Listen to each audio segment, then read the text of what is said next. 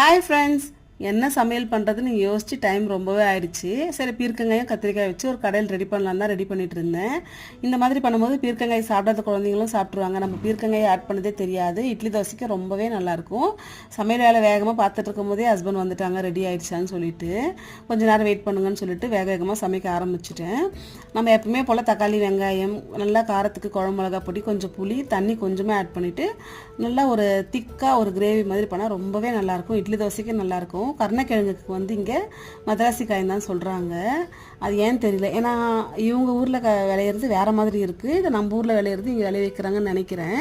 2-3 முறை வாங்கி ரொம்ப தொண்டை கையில் எரிய ஆரம்பிச்சிருச்சு. இன்றைக்கி எப்படியாச்சும் பர்ஃபெக்டாக பண்ணான்னு சொல்லிட்டு தான் புளி கொஞ்சம் மஞ்சப்பொடி உப்பெல்லாம் போட்டு எண்ணெய் சேர்த்து நல்லா வேக வச்சு எடுத்துட்டு திரும்ப வந்து நல்லா வந்து ஃப்ரை பண்ணி எடுத்துக்கிட்டேன். சிம்பிளி ஆட் பண்ணி வேக வச்சு ஃப்ரை பண்ணதுனால ரொம்பவே நல்லா இருந்தது.